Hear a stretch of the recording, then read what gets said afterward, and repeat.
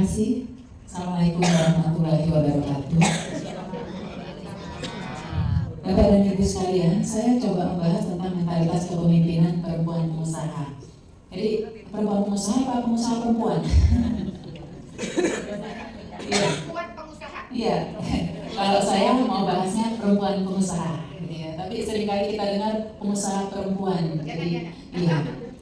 Ada jenis usaha dia itu adalah perempuan. Ya. Jadi saya mau membahas tentang bagaimana mentalitas kepemimpinan dari seorang perempuan pengusaha. Berdiri tolak dari bahwa semua manusia itu tidak ada yang sempurna, semuanya punya karakter masing-masing yang juga merupakan pembeda dari semua antar manusia dan juga semuanya memiliki keunikan sendiri-sendiri.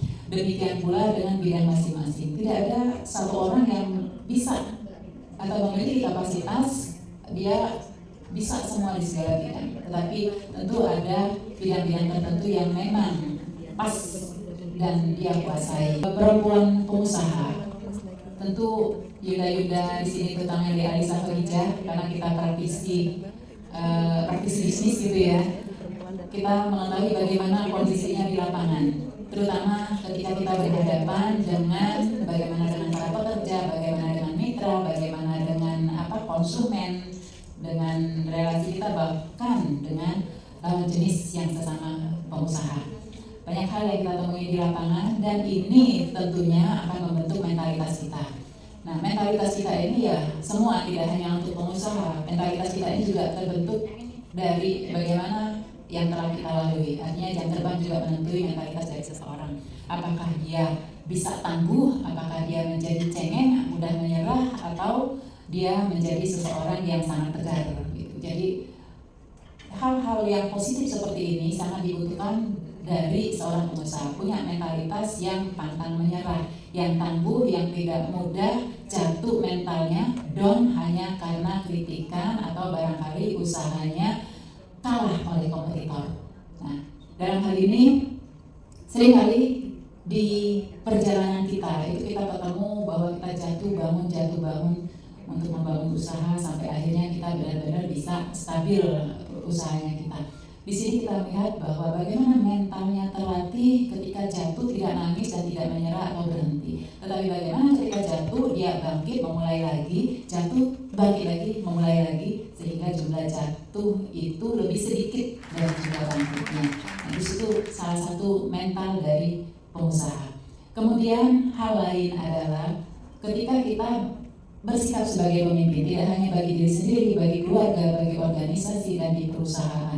Intinya bagaimana pribadi kita itu bisa menjadi motivator bagi orang, kemudian bagaimana kita bisa menjadi teladan.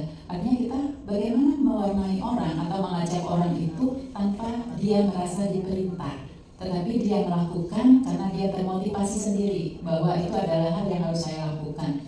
Tanpa kita ya, mungkin barangkali tanpa harus mengeluarkan kata-kata perintah terhadap staf kita, terhadap tim kerja kita, tapi mereka sudah tahu apa yang dilakukan hanya dengan melihat sikap kita. Nah, kembali lagi ya, tadi kita membiasakan diri. Bagaimana melatih diri supaya tidak mengeluarkan kata-kata perintah, tetapi orang melakukannya. Kembali lagi kepada kebiasaan kita, memformat diri kita supaya bisa melakukan hal seperti itu. Satu lagi yang sering kali kita temui di kondisi lapangan ketika antara kita dan lawan jenis sesama pengusaha. Seringkali yang saya tulis di sana kata-kata lady first itu menjadi senjata. Entah senjatanya bagi kita, entah senjatanya bagi lawan jenis. Terkadang dipergunakan sebagai ya mana yang lebih menguntungkan sebenarnya, gitu kan? Bukan murni lady first itu merupakan penghormatan, tetapi terkadang lady first itu merupakan bagaimana coba kamu duluan, saya akan lihat. Begitu. Dan di situ juga akan terlihat mentalnya. Ketika memang kita bisa layak untuk tampil sebagai lady first, gitu ya, memberikan contoh dan sebagainya, bukan karena privilege kita untuk dihargai, didahulukan dengan penghormatan mereka, tetapi karena itu memang selayaknya diri kita. Nah, mentalitas kepemimpinan perempuan pengusaha. Dan ini saya banyak melihat contoh gitu ya, ketika para pengusaha perempuan ini dia aktif juga di organisasi, itu banyak sekali nilai lebihnya. kita ketahui bahwa pengusaha kan gamblingnya besar sekali, ya. Dia nggak mikirnya rugi untung, karena dia mulai dulu lah, gitu ya. Kadang dia mulai dulu. Ada demikian pula ketika dia memimpin organisasi, mulai kemudian soal biaya, soal apa itu terkadang tidak menjadi perdebatan panjang bagi perempuan pengusaha. Begitu. Beda ya, ya tidak memponis ya, tidak memponis bahwa ada hal atau orang-orang tertentu yang justru dana itu menjadi hal utama untuk melakukan suatu pekerjaan atau kegiatan. Nah, kalau di perempuan pengusaha juga, gitu ya. Biasanya karena dia sudah terbiasa juga gambling, sudah terbiasa juga pertimbangannya itu sana sini ya, artinya banyak segi sehingga dia bisa memutuskan sesuatu. Nah, ini dia pakai untuk ketika dia menjadi pimpinan juga di sebuah organisasi. Demikian itu barangkali pengantar dari saya. Assalamualaikum warahmatullahi wabarakatuh.